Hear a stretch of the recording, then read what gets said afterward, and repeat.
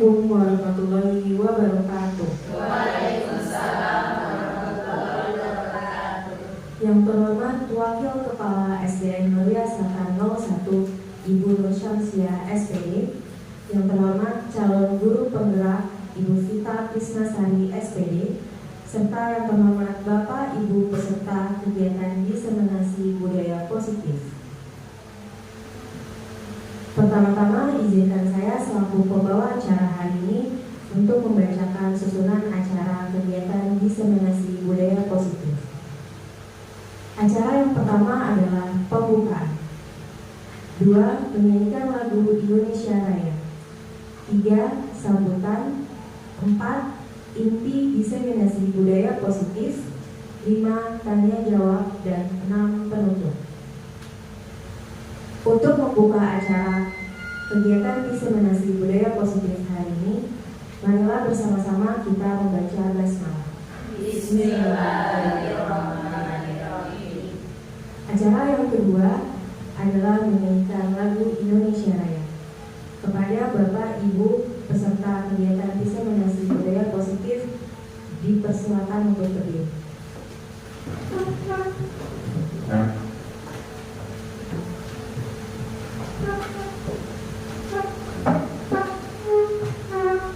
Bapak Ibu, mari kita nyanyikan lagu Indonesia Raya. Hiduplah Indonesia Raya, Indonesia tanah airku, tanah tumpah darahku. Di sanalah aku berdiri, jadi pandu ibuku. Indonesia kebangsaanku, bangsa dan tanah airku. Marilah kita berseru, Indonesia bersatu. Hiduplah tanahku, hiduplah negeriku, bangsaku, rakyatku semuanya. Bangunlah jiwanya, bangunlah badannya, untuk Indonesia Raya. Indonesia Raya, merdeka, merdeka, tanahku, negeriku yang ku cinta. Indonesia Raya, merdeka, merdeka, hiduplah Indonesia Raya. Indonesia Raya, merdeka, merdeka, tanahku, negeriku yang ku cinta. Indonesia Raya, merdeka, merdeka, hiduplah Indonesia Raya.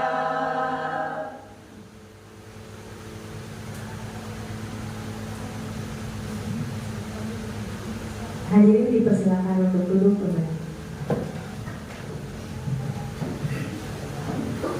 Acara selanjutnya adalah sambutan oleh Ibu Kepala SDN Mulia Selatan 01 atau yang mewakili.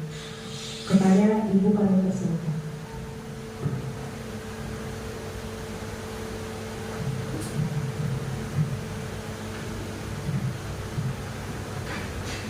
Bismillahirrahmanirrahim. Assalamualaikum warahmatullahi wabarakatuh. Waalaikumsalam warahmatullahi wabarakatuh. Yang terhormat kepada Ibu Vita Krisnasari sebagai calon guru penggerak.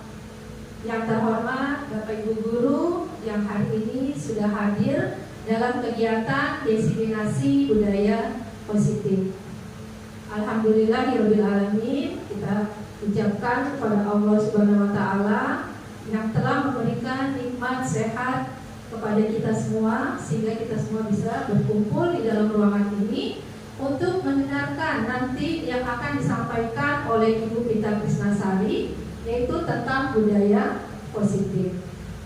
Yang saya harapkan dari kegiatan ini nantinya Bu Vita supaya nanti teman-teman semuanya bisa mempraktekkan atau menerapkan apa yang didapatkan dari diseminasi budaya positif ini di kelas maupun di sekolah, ya.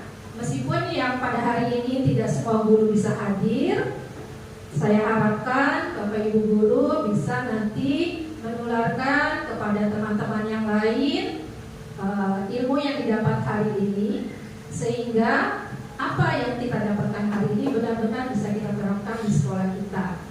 Dan kepada Bapak Ibu guru, nanti tolong didengarkan dengan baik-baik supaya bisa tersampaikan ilmu yang akan disampaikan oleh Ibu Tita Trisnasari.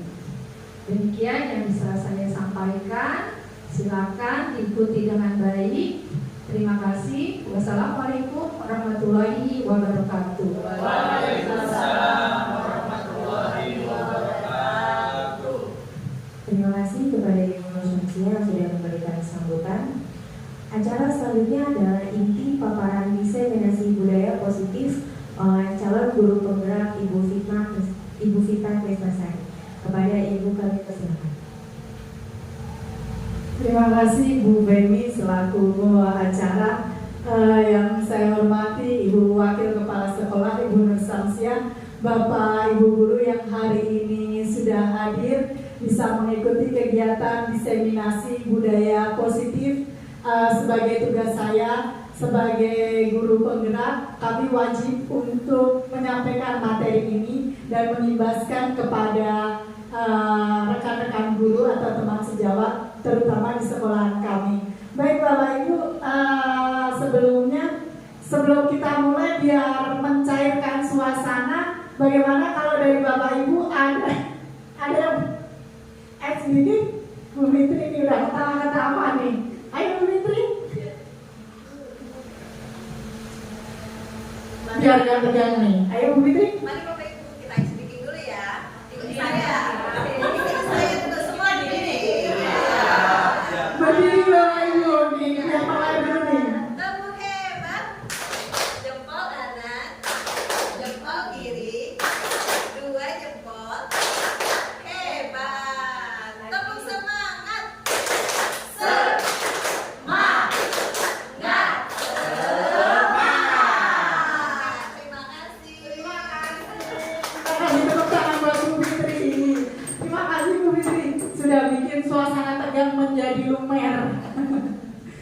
Boleh kita mulai ya Bapak Ibu kegiatan diseminasi positif ini. Kenapa latar belakangnya kami harus melakukan diseminasi ini? Yang pertama, kita sebagai pendidik di SD, budaya positif ini merupakan suatu pembiasaan yang bernilai positif di dalamnya, mengandung sejumlah kegiatan yang mampu menumbuhkan karakter murid. Untuk mewujudkan budaya positif harus dilakukan sejak dini, mengingat dalam prosesnya membutuhkan waktu yang sangat lama dan konsisten dari setiap stakeholder yang ada. Sebagai calon guru penggerak tentu memiliki peran yang sangat besar dalam mewujudkan disiplin positif, baik di dalam kelas maupun di lingkungan sekolah. Untuk menggerakkan warga sekolah membangun budaya positif di lingkungan yang terdekat dulu, yaitu di sekolah kita, SDN Meruya Selatan 01. Nah, ini tujuan kenapa budaya positif ini kita adakan. Yang pertama, agar murid merasa aman, nyaman, dan bersemangat belajar di SDN Meruya Selatan 01, dan budaya positif bisa diterapkan secara berkelanjutan di SDN Meruya Selatan 01.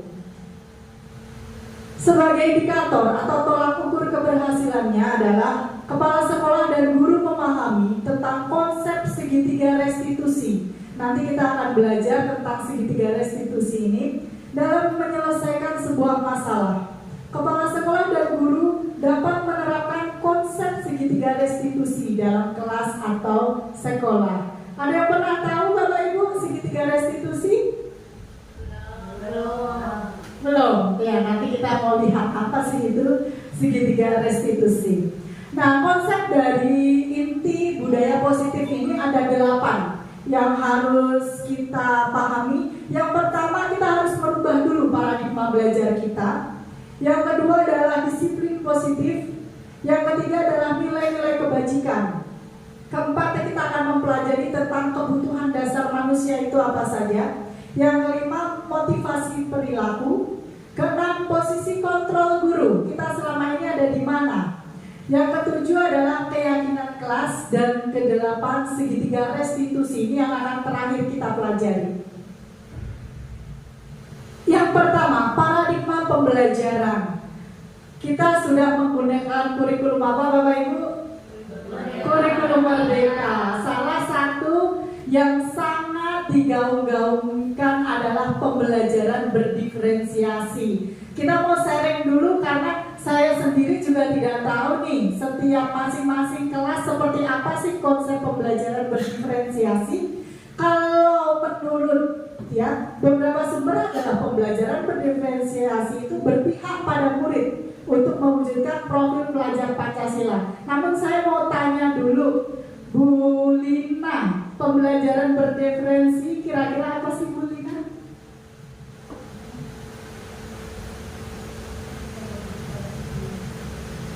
Pembelajaran berdiferensiasi itu menurut saya adalah pembelajaran yang berfokus pada murid ya Bu.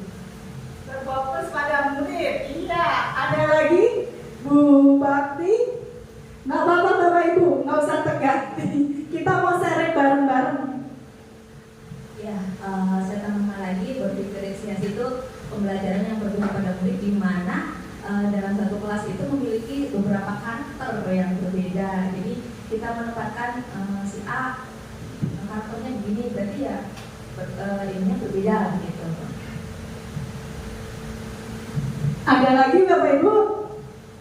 Ya, benar sekali apa yang disampaikan oleh Bu Lina, Bu Bakti tadi bahwa pembelajaran berdiferensiasi itu adalah proses pembelajaran yang berbeda-beda di dalam kelas. Namun nanti kita akan mengenal peserta didik kita dulu. Bagaimana perbedaannya? Karena kita sekarang sudah menerima siswa inklusi. Ada kuota, setiap kelas ada 2 siswa. Mau tidak mau sebagai pendidik kita harus menjadi pembelajar sepanjang hayat. Sehingga dengan perbedaan itu kita harus menerapkan pembelajaran berdiferensiasi. Bagaimana kita menghadapi si A dan si B itu berbeda, namun tetap kita mengutamakan sesuai dengan konsep pendidikan Ki Hajar Dewantara bahwa pendidikan ini harus berpihak kepada murid atau sekarang biasa disebut sebagai student center. Kalau dulu guru sebagai sumber belajar, sekarang kita harus kembali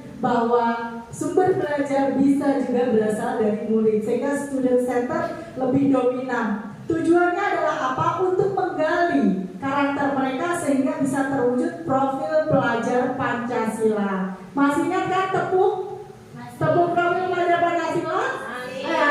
Sambil mengingat ya Bapak Ibu kita ya. Bu Esti mau mimpin nih, kayaknya udah senyum-senyum. Ayo Bu Esti, pimpin ke depan. Nyanyi profil ya. Kita nyanyi aja ya Bu kita. Pasti semuanya udah tahu ya lagunya ya. Kita mau menyanyi tentang 6 profil pelajar Pancasila. 1, 2, 3. Pelajar Pancasila beriman dan bertakwa pada Tuhan Yang Esa dan berakhlak mulia, berkepentingan global, gotong royong mandiri, bernalar kritis dan kreatif. Terima kasih semuanya. Terima kasih Bu Esti. Nah ini yang akan kita wujudkan, profil pelajar Pancasila. Selama ini ada beberapa miskonsepsi atau kesalahpahaman kita, yaitu yang pertama, ilusi seorang guru mengontrol murid. Kita selalu berpedoman bahwa pada dasarnya kita tidak dapat memaksa murid untuk berbuat sesuatu jikalau murid tersebut memilih untuk tidak melakukannya. Nah, ini sering kita lakukan. Guru di depan, mereka yang harus menentukan apa yang akan dilakukan. Nah, ini sebenarnya miskonsepsi ya. Ini pemahaman yang salah ya. Sehingga kita harus memahami tadi, kembali lagi, berpihak kepada anak, menuntun kepada anak, dan harus mengajar sesuai dengan kodrat alam dan kodrat zaman mereka. Yang kedua adalah ilusi semua penguatan positif dan bermanfaat. Apakah semua hal yang positif bermanfaat? Ternyata belum tentu, Bapak Ibu. Contohnya misalkan, kamu harus belajar supaya pintar. Kita suruh baca 1 jam. Itu adalah mau kita. Ternyata yang didapat mungkin tidak pintar. Dia malah pusing karena dipaksa untuk belajar. Nah, sehingga penguatan positif atau bujukan adalah bentuk-bentuk kontrol, itu pemaksaan. Yang ketiga adalah ilusi kritik dan rasa bersalah menguatkan karakter. Menggunakan kritik dan rasa bersalah untuk mengontrol murid menuju pada identitas gagal. Nah, ini yang biasa dikenal dengan labeling. Kamu si A tidur terus sih setiap hari. Nah, itu udah merupakan menguatkan karakter dia bahwa dia seorang yang suka tidur di kelas. Itu yang tidak diperbolehkan. Yang keempat adalah ilusi orang dewasa berhak memaksa. Banyak orang dewasa yang percaya bahwa mereka memiliki tanggung jawab untuk membuat murid-murid berbuat hal-hal tertentu. Nah, ini juga harus kita hilangkan miskonsepsi ini. Ini adalah perubahan paradigma yang kita inginkan.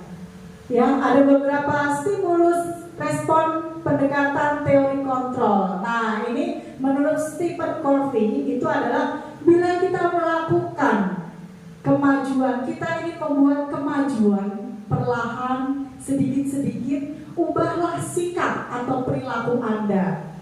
Namun, bila kita ingin memperbaiki cara-cara utama, maka kita perlu mengubah kerangka acuan kita. Ubahlah bagaimana Anda melihat dunia, bagaimana Anda berpikir tentang manusia. Ubahlah paradigma Anda, skema pemahaman, dan menjelaskan aspek-aspek tertentu tentang realitas. Nah, ini menurut beliau ya. Kita mau lihat selama ini ya, bahwa yang terjadi realitasnya kita menganggap kebutuhan semua siswa sama. Namun teori kontrol itu mengemukakan bahwa kebutuhan kita berbeda-beda. Ya, si A mungkin dia lebih senang mendengarkan gurunya bernyanyi, tapi si B mungkin lebih senang gurunya menulis di papan tulis. Atau ada yang lebih senang mempraktekkan secara langsung. Yang kedua, semua orang melihat hal sama. Itu menurut guru, tetapi teori kontrol, setiap orang memiliki gambaran yang berbeda-beda. Mungkin ini paling banyak di guru kelas 1 ya ketika mengajarkan konsep. Huruf A, ada yang seperti perut buncit, ada yang seperti apa lagi Bu Fitri?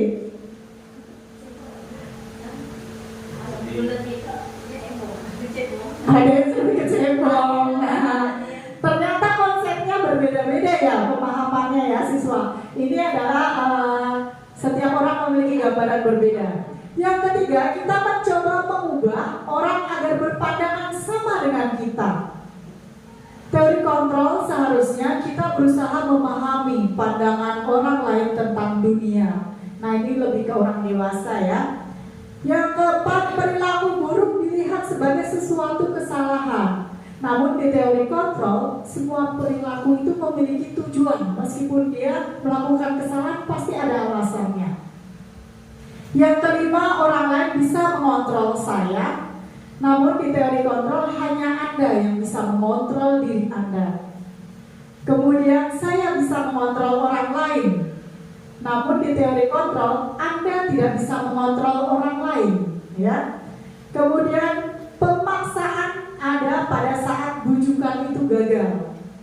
Yang dipahami oleh teori kontrol adalah kolaborasi dan konsensus menciptakan pilihan-pilihan baru. Yang terakhir, berpikir model menang atau kalah.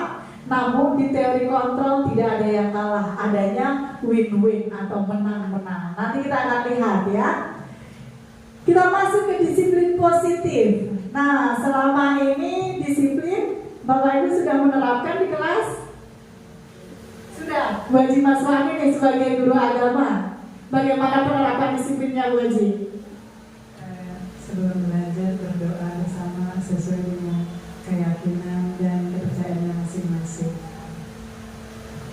Ya, salah satu disiplinnya adalah sebelum belajar berdoa sesuai dengan agama dan kepercayaannya masing-masing. Nah, itu udah masuk ke dalam disiplin positif. Nah, disiplin ini berasal dari kata disiplina yang artinya belajar. Menurut Ki Hajar Dewantara menyatakan untuk mencapai merdeka belajar perlu disiplin yang kuat dengan motivasi internal. Nah, motivasinya harus dari dalam diri sendiri. Nah, disiplin diri mengajari cara mengontrol diri dan memilih tindakan yang mengacu pada tujuan yang mulia yang diinginkan dan kebajikan universal, ya. Nah, ini yang ketiga, kita belajar nilai-nilai kebajikan itu apa saja sih yang sekarang sedang kita pelajari dan coba kita tumbuhkan ke anak-anak adalah profil pelajar Pancasila. Ada 6 nilai kebajikan: beriman dan bertakwa, kreatif, mandiri, gotong royong, inovatif, kebinekaan global, ya. Namun menurut AIBO atau Primary Years Program itu juga banyak sekali yang harus kita tumbuhkan dalam nilai-nilai kebajikan pada siswa. Ada toleransi, rasa hormat, integritas, mandiri, menghargai, antusias, empati, keingintahuan, itu juga merupakan nilai kebajikan. Kreativitas, kerjasama, percaya diri, dan komitmen. Namun ada juga keterampilan hidup yang merupakan nilai kebajikan yang dibutuhkan seorang manusia, yaitu dapat dipercaya. Kemudian lurus hati sebagai pendengar yang aktif, ya. Kemudian tidak merendahkan orang lain dan memberikan yang terbaik dari dirinya. Masih banyak sekali ya Bapak Ibu. Nah, kita lihat kebutuhan dasar manusia itu pada dasarnya ada 5 ini. Teori kebutuhan yang pertama adalah bertahan hidup. Untuk bertahan hidup, pasti kita sudah mengenal bahwa ada kebutuhan primer, ya. Untuk bertahan hidup berarti kebutuhan apa saja? Sandang, pangan, papan, ya Bapak Ibu.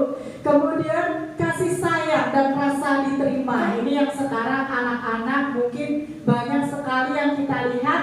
Ternyata nih anak-anak butuh kasih sayang yang tidak didapat dari orang tua. Maka dia mencari kasih sayang dari gurunya, ya. Kemudian penguasaan.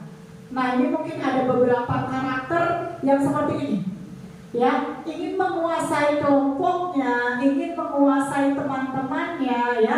Nanti kita lihat ada kebebasan, rasa ingin bebas, ya, dari pembiasaan-pembiasaan yang biasa dia terima. Yang terakhir adalah kesenangannya, ya. Mungkin dia ada motif mencari kesenangan ketika berbuat sesuatu di kelas atau di sekolahan.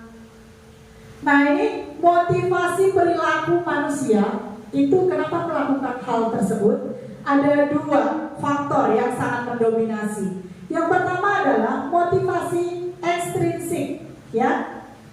Apa? Orang itu berbuat sesuatu itu bisa karena ekstrinsik, karena dari luar. Sebagai contoh, siswa akan datang ke sekolahan sebelum bel berbunyi. Kira-kira kalau melihat ini motivasinya mana Bapak Ibu? Ekstrinsik atau intrinsik? Ekstrinsik, karena dia menghindari hukuman atau ketidaknyamanan ditegur guru, ya. Kemudian masih ekstrinsik, mendapat imbalan atau penghargaan dari orang lain. Kalau aku maju ke depan sama ibu guru, aku akan dikasih uang, akan dikasih hadiah. Nah, ekstrinsik inilah yang coba akan kita hilangkan secara perlahan-lahan, sehingga motivasi intrinsik menjadi orang yang diinginkan sesuai nilai yang dipercayai. Ini yang akan banyak kita tumbuhkan, ya. Dia datang ke sekolah tepat waktu, ya karena dia kemauan dia sendiri. Dia mengerjakan tugasnya tepat waktu karena nilai kebajikan, rasa tanggung jawabnya dia. Nah, bukan karena ingin mungkin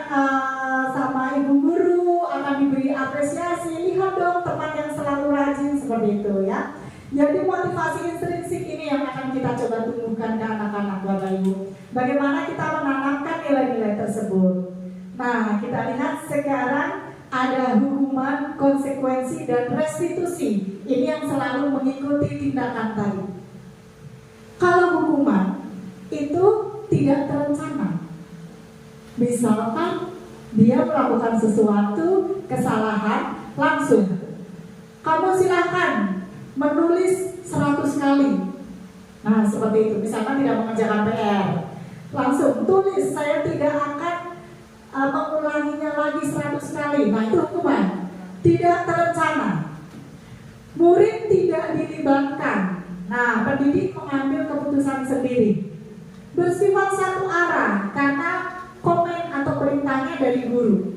Kemudian berupa hukuman fisik atau psikis. Ini biasanya lebih banyak ke fisik ya. Kemudian yang kedua adalah konsekuensi. Ini lebih terencana. Murid tidak nyaman, guru memonitor. Kira-kira apa ini Bapak Ibu? Yang kedua, konsekuensi ini. Contohnya apa?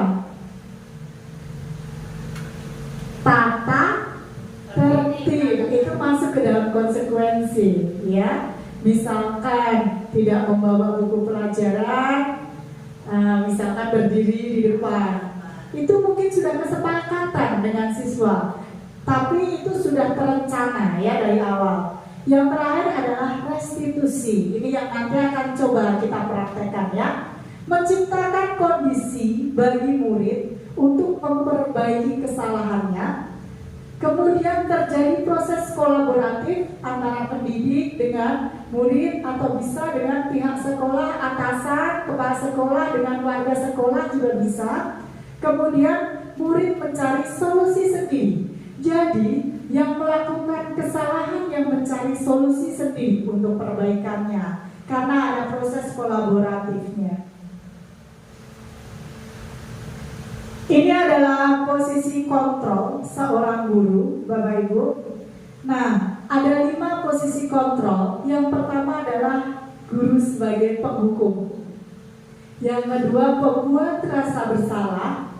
Yang ketiga adalah sebagai pemantau. Keempat sebagai teman, dan yang kelima sebagai manajer. Nah, ini kita bahas dulu sebentar. Sebagai penghukum, ini guru akan lebih sering melakukan teguran atau hukuman-hukuman kepada siswanya.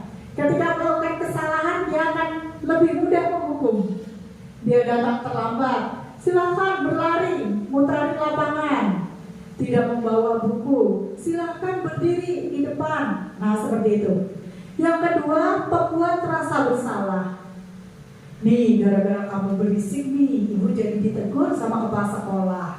Nah, membuat siswa merasa bersalah. Nah, gara-gara kamu nih nak, tadi ibu diomongin guru-guru satu kantor.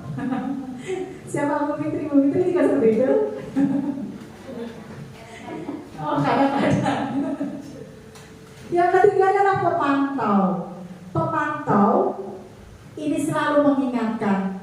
Nah, kamu ingat, nomor 1 kesepakatan kelas kita apa?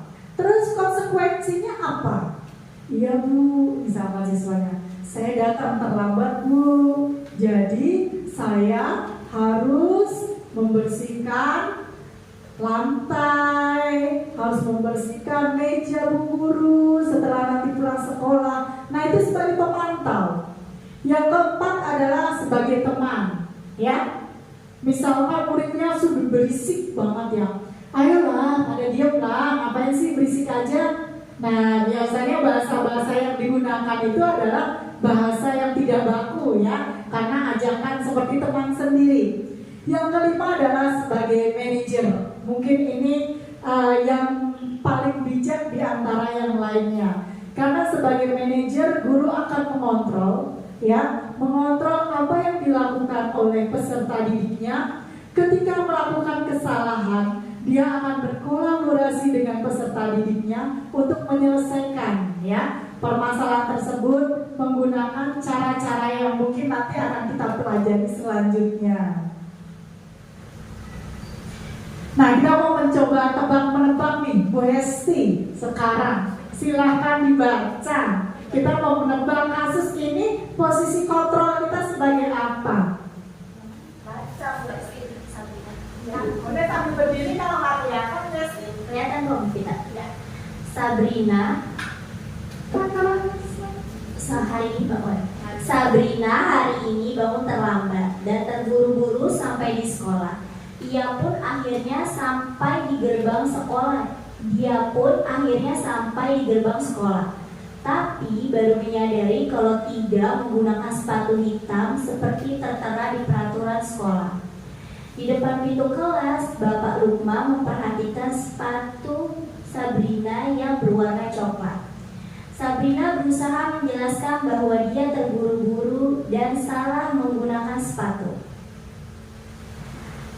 2. Pak Lukman menanyakan Sabrina apa masih nyambung ya. Maaf Bu Vita. Pak Lukman menanyakan Sabrina apa peraturan sekolah tentang seragam warna Sabrina.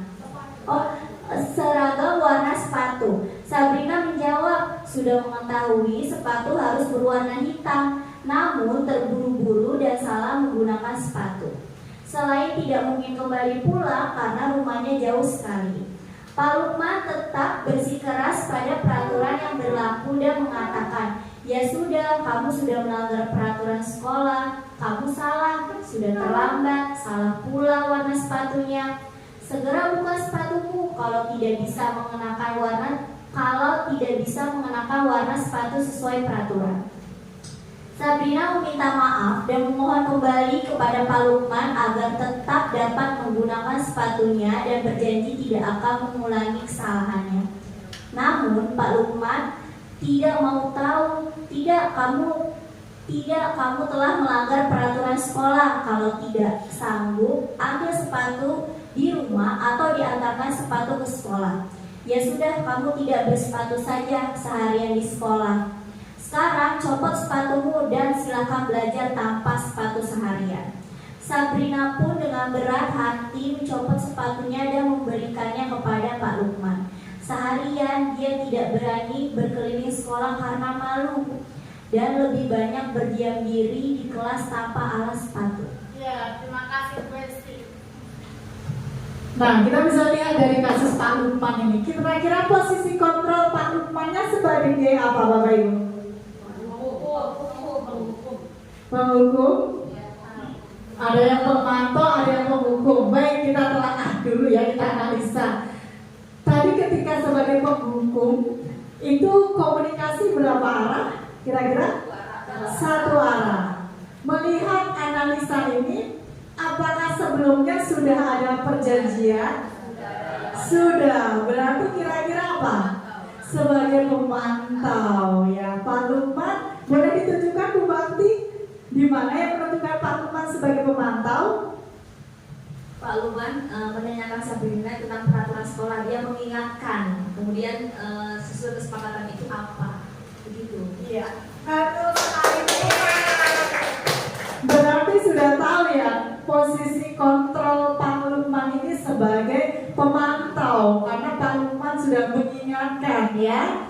Next kita lihat lagi. Nah, yang kedua sekarang Bu Lina, boleh kita dibacakan?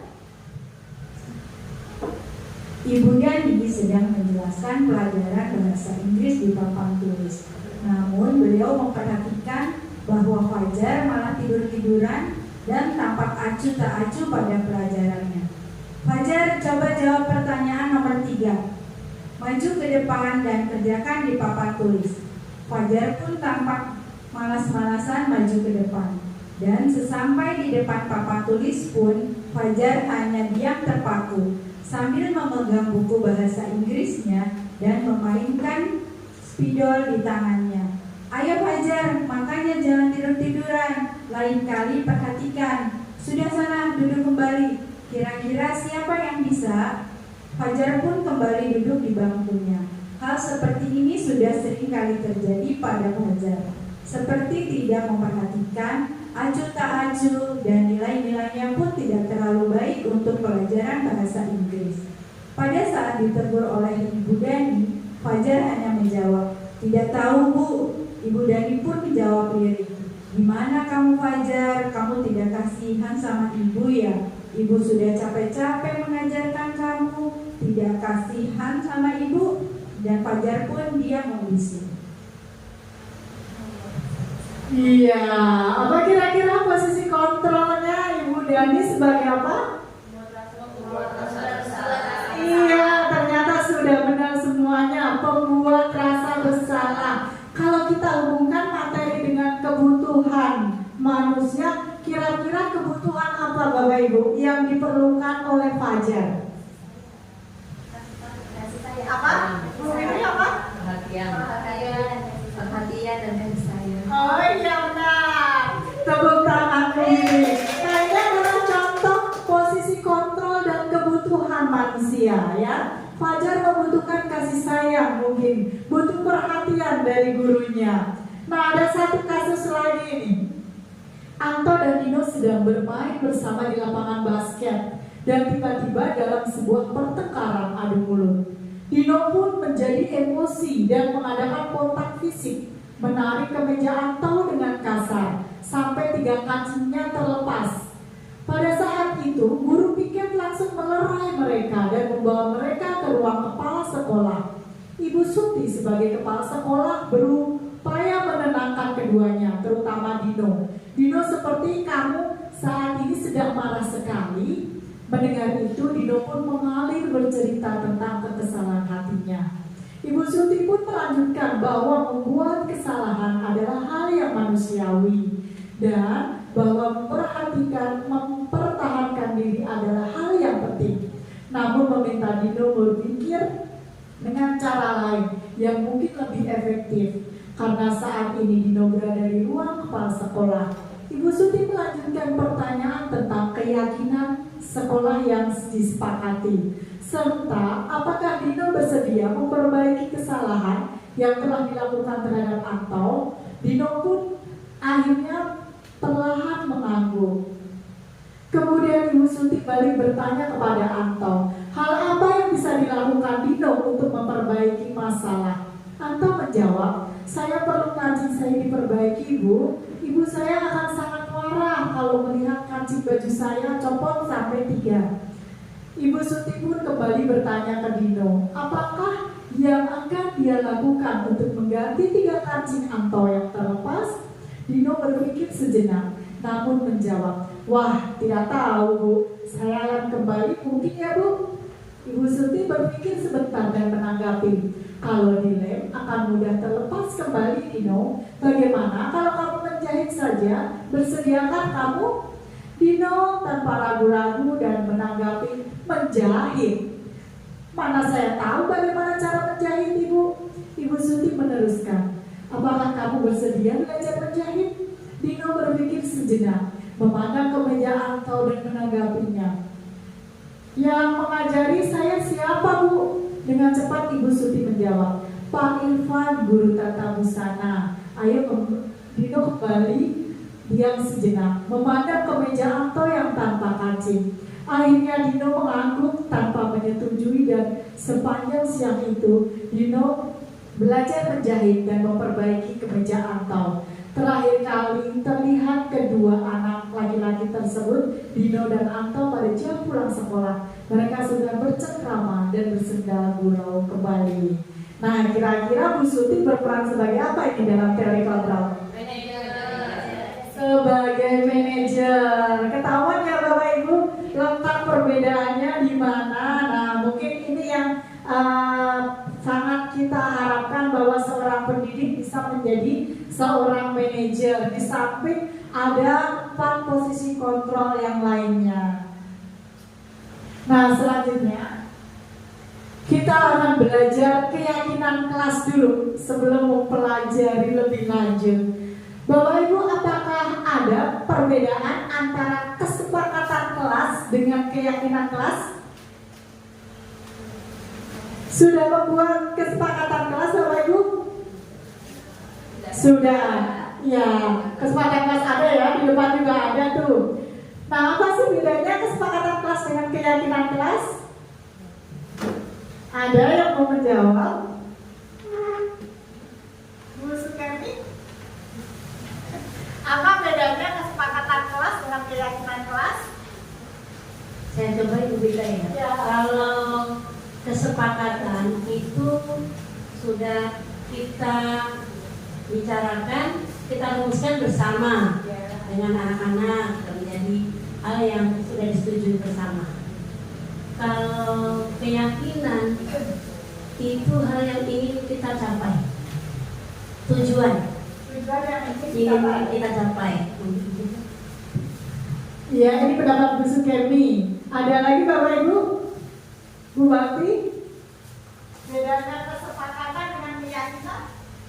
Kesepakatan itu dilakukan oleh mungkin sedikit dua pihak ya. Namun lebih dari itu di atasnya itu ada keyakinan. Keyakinan kelas itu dilakukan sesuai dengan memang kesadaran sendiri begitu. Kalau kesepakatan itu kan karena memang ada suatu peraturan. Kalau keyakinan memang peraturan itu dilaksanakan kalau memang sudah Bu, meyakini kesadaran diri ada tanggung jawab begitu. Itu Bu. Ya, terima kasih. Jawabannya benar semuanya.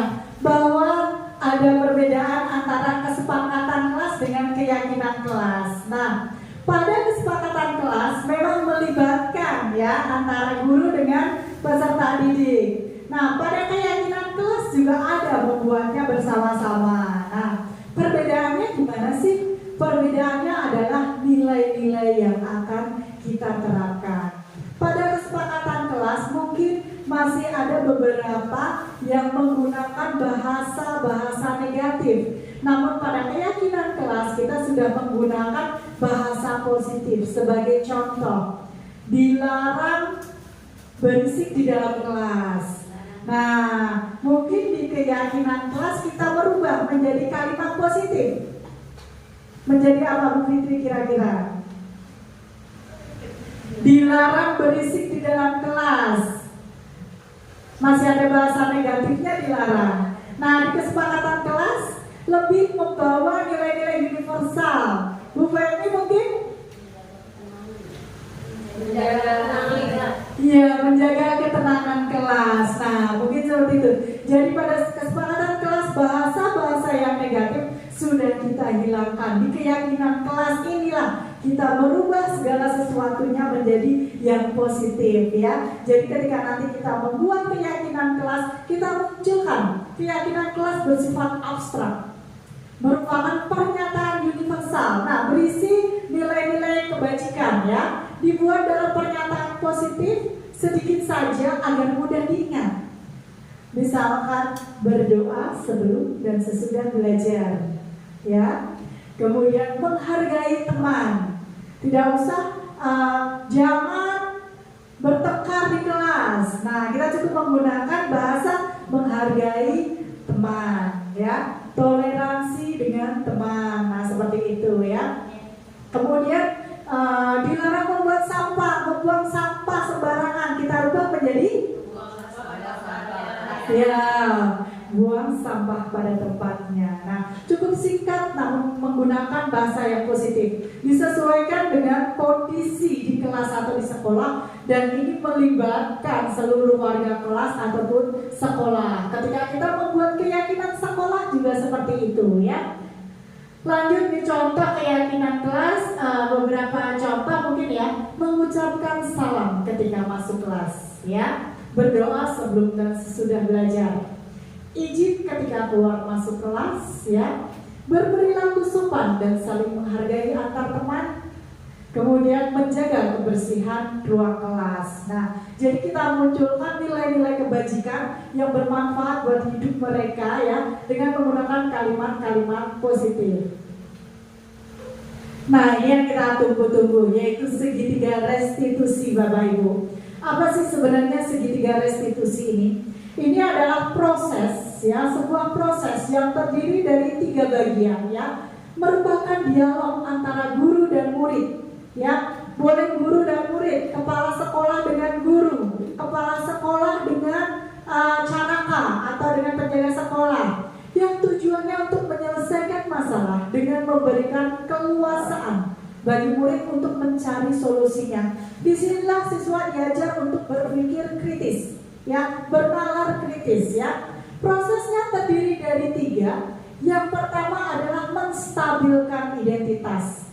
Ini biasanya ketika siswa melakukan kesalahan atau masalah, dia pada puncak emosi yang tertinggi. Contoh, berkelahi dengan temannya, pasti dia ada di puncak tertinggi emosinya dia. Dia akan tantrum, mungkin meronta-ronta, mungkin dengan fisik mata melotot dan sebagainya. Yang pertama yang harus kita lakukan adalah menstabilkan identitas, ya. Dengan bahasa apa? Kita menggunakan salah satu ini ya. Setiap orang pasti pernah melakukan kesalahan, ya. Kita dudukkan dia, kemudian kita ajak berbicara. Boleh juga kamu bukan satu-satunya yang pernah melakukan ini. Nah, kita stabilkan dulu identitasnya dia. Yang kedua, kita baru memvalidasi tindakan yang salah. Contoh menggunakan bahasa, nanti bisa bahasanya terserah Bapak Ibu, cuman ini hanya beberapa contoh ya. Kamu tentu punya alasan mengapa melakukan itu, ya. Atau adakah cara yang lebih efektif untuk mendapatkan apa yang kamu butuhkan, ya. Atau boleh misalkan kamu memukul si A, pasti ada alasannya. Nah, seperti itu. Yang terakhir adalah menanyakan keyakinan. Jadi kita hubungkan dengan kesepakatan kelas atau keyakinan kelas atau keyakinan sekolah yang telah dibuat, ya. Keyakinan kelas apa yang telah kita sepakati? Kamu sudah melanggar keyakinan yang mana? Ya, supaya dia bisa berpikir, ya. Kamu ingin menjadi orang seperti apa? Nah, ini adalah salah satu contohnya, ya. Ciri-ciri restitusi itu yang pertama adalah mencari kebutuhan dasar yang mendasari tindakannya. Dia melakukan itu dasarnya apa? Tadi sudah ada 5 kebutuhan manusia. Kemudian bukan untuk menebus kesalahan, namun belajar dari kesalahan. Kemudian untuk memperbaiki hubungan, bisa hubungan antar teman, guru dengan muridnya, atau kepala sekolah dengan guru dan sebagainya, ya. Restitusi adalah sebuah tawaran, bukan paksaan. Restitusi menuntun untuk melihat ke dalam diri, merupakan bentuk evaluasi diri, fokus pada karakter bukan pada tindakan, dan fokus pada solusi. Restitusi menguatkan, mengembalikan murid yang salah pada kelompoknya, ya. Nah, ini tahapan tadi ya Bapak Ibu dari 3 itu. Kenapa dia tidak diputus segitiganya? Karena ini harus selalu berkesinambungan. Tidak boleh menstabilkan identitas saja, ya. Berbuat salah itu wajar. Tidak boleh sampai di situ aja. Karena kita akan menuju ke yang ketiga, mencari solusi, ya. Satu dulu, stabilkan identitasnya. Berbuat salah itu wajar. Tidak ada manusia yang sempurna. Boleh seperti itu. Boleh Bapak Ibu juga pernah melakukan kesalahan. Ibu atau Bapak tidak mau mencari siapa yang salah, tapi mencari solusinya, ya. Kamu berhak merasa begitu. Nah, menggunakan kalimat-kalimat itu. Pada validasi tindakan, kita bisa menggunakan kalimat-kalimat pasti kamu punya alasan kenapa melakukannya. Padahal bisa saja kamu melakukan hal yang terburuk dari ini, ya. Padahal misalkan sudah memukul, ya, kita pura-puranya bilang, padahal kamu bisa ya melakukan hal yang lebih dari ini, ya. Nah, untuk memancing dia, ya, kamu patut berbangga. Kamu patut bangga melindungi sesuatu yang penting buatmu. Kamu melakukannya untuk membela diri. Nah, boleh menggunakan bahasa lain, ya, untuk mencari tahu, memvalidasi tindakan yang salahnya dia. Terakhir adalah kita akan menanyakan keyakinan supaya otaknya dia bisa bernalar dengan kritis, ya. Keyakinan kelas apa yang sudah kamu langgar, atau nilai-nilai apa yang telah disepakati. Bagaimana kelas yang ideal menurutmu?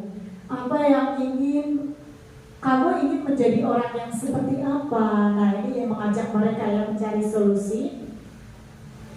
Nah, selanjutnya ini adalah contoh segitiga restitusi yang sudah saya buat beserta dengan murid. Bisa dilihat.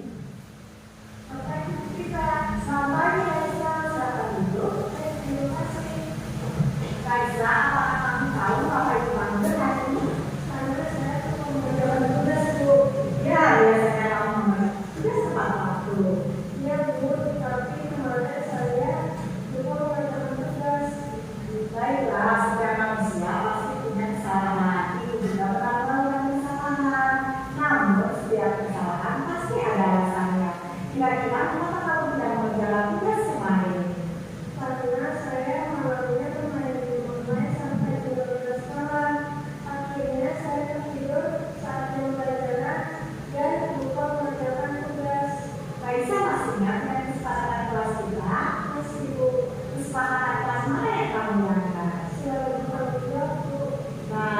tahu apa solusi dari kesalahan kamu saat ini?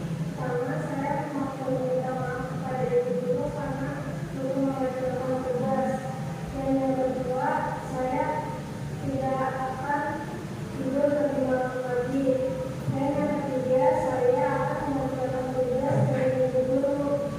Ya, terima kasih Ibu mengapresiasi pertanggungjawaban kamu. Besok lagi jangan diulang lagi ya. Baik Bu, terima kasih. Ya, silahkan kembali beristirahat bersama teman-teman. Iya, ini adalah salah satu contoh segitiga restitusi. Mungkin Bapak Ibu bisa menganalisa tahapan-tahapannya kira-kira dari 3 proses itu apa saja? Boleh, Bu Fitri? Jadi yang proses Ya, identitas. yang pertama ya menstabilkan identitas. Terus yang kedua berarti tadi yang kedua Setelah menstabilkan identitas, validasi bilangan. validasi bilangan yang salah. Terus yang ketiga menanyakan tentang keyakinan kelas Ya, yang telah disepakati. ya segitiga restitusi itu untuk menyelesaikan sebuah masalah ya. Tadi bisa terlihat Bu Esti mungkin bisa menunjukkan di kalimat apa saja untuk menstabilkan identitas. Kita manusia. Ya, Dan kita manusia tidak ada yang sempurna, pasti punya kesalahan gitu ya. Ya, benar. Benar. Terima kasih Bu Haji. Tepuk tangan buat Bu Haji. Ternyata masih menyimak ya. Nah, setiap orang pasti memiliki kesalahan. Nah, itu untuk menstabilkan identitasnya dia. Kemudian memvalidasi. Kira-kira mengapa kamu melakukan kesalahan itu? Dan yang ketiga adalah menghubungkan dengan keyakinan kelas mana yang sudah dia langgar. Nah, 3 itu selalu berkesinambungan Bapak Ibu ya, untuk menyelesaikan sebuah permasalahan, sehingga kita bisa mengetahui solusi terbaik apa untuk menyelesaikan masalah tersebut ya. Nah, sudah inilah akhir dari diseminasi, bahwa penutupnya dapat saya simpulkan bahwa budaya positif sangat perlu diajarkan sedini mungkin supaya siswa tumbuh menjadi manusia yang memiliki karakter. Guru perlu merefleksikan peran kontrolnya selama ini ya. Peran kontrol sebagai manajer mampu membuat anak menyadari kesalahan tanpa merasa dipersalahkan. Anak dituntut untuk menjadi pribadi yang mandiri, bertanggung jawab, dan merdeka. Demikian Bapak Ibu diseminasi yang sudah saya lakukan ya. Apabila ada kurang lebihnya mohon kritik dan sarannya ya, silakan Bapak Ibu.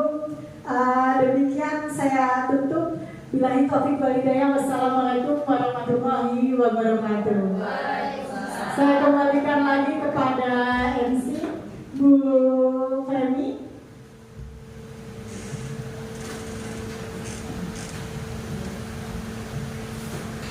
Boleh sekali lagi tepuk tangan untuk Bu Sita dan Bapak Ibu. Terima kasih atas paparannya Bu Sita. Gimana Bapak Ibu?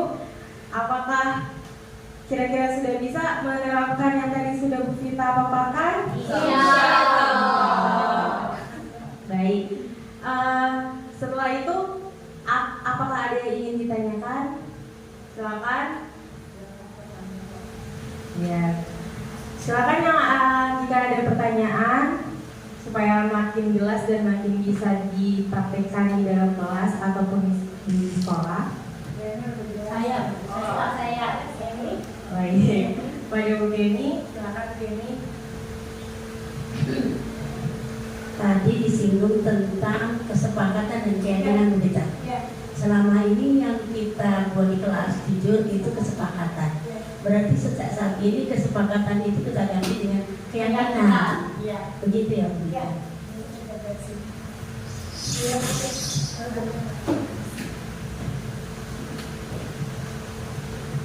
Terima kasih Bu Kemi. Jadi selama ini kan kita sudah membuat kesepakatan ya Bapak Ibu, yang sekarang kita ubah menjadi keyakinan. Kalau keyakinan itu mungkin nilai-nilai ini lebih diyakini oleh siswa, jadi mereka sudah tahu mana sih yang merupakan nilai religius, takwa. Oh, berdoa itu merupakan religius. Ketika dia yakini tanpa ada yang menyuruh pun, motifnya sudah intrinsik tadi Bu, motivasi intrinsik. Oh iya, aku harus bersikap religius. Udah dia yakini, aku takut kepada Tuhanku, atau itu merupakan kewajibanku sendiri, tanpa ada paksaan dari pihak manapun. Jadi nilai-nilai ini yang sekarang coba kita tumbuhkan Ibu ya. Jadi kita buatnya sekarang keyakinan kelas dan memunculkan nilai-nilai karakter yang baik, menggunakan bahasa yang positif ya Bu. Ya, terima kasih Bu Sukami. Kita kasih tepuk tangan buat Bu Sukami. Berarti perbedaannya kalau kesepakatan masih ada kata negatif, kalau keyakinan udah positif. Iya, benar Ibu Fitri. Kalau kesepakatan kemarin masih ada, kita mau lihat kesepakatannya Bu Fitri. Oh ini siapa? Bu Oro ya?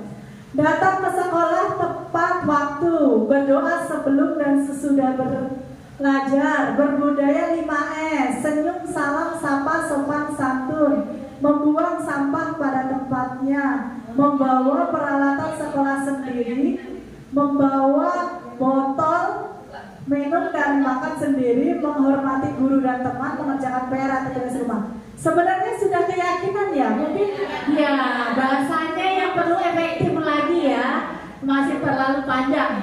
Tadi keyakinan udah singkat, yang ini sudah masuk bahasanya aja, nanti diganti menjadi keyakinan kelas ya. Sudah ini ya Bu tentang perbedaan antara kesepakatan dengan keyakinan. Sudah? Ada lagi mungkin Bapak Ibu? Boleh? Sebentar. Terima kasih Bu Vita. Ini paparannya sangat luar biasa sekali ya Bu Vita. Saat lagi sedang paparan tentang kontrol diri sebagai guru ya. Itu terakhir paling bagus itu sebagai manajer. Saya jadi ngaca diri Bu Vita. Saya selama ini ternyata saya di kelas ternyata bukan sebagai manajer, dia saya rasakan itu sebagai monster. Begitu. Jadi dari ini saya sadar mudah-mudahan kedepannya saya bisa menjadi manajerial begitu ya Bu Gita. Sekali lagi terima kasih Bu Gita.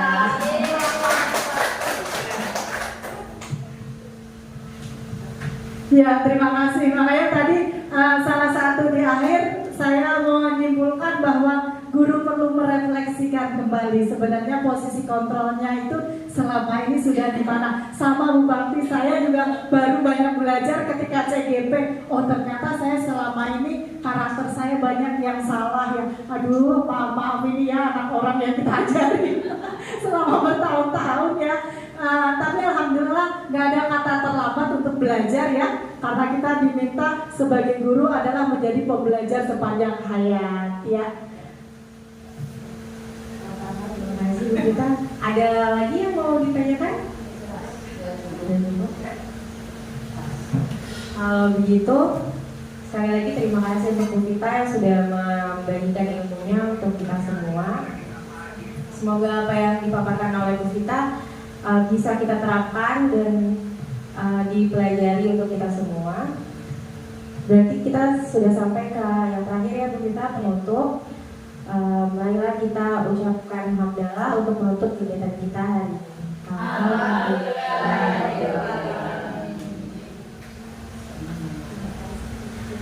Terima kasih kepada Bapak Ibu yang sudah menghadiri kegiatan diseminasi hari ini. Kurang lebihnya saya mohon maaf.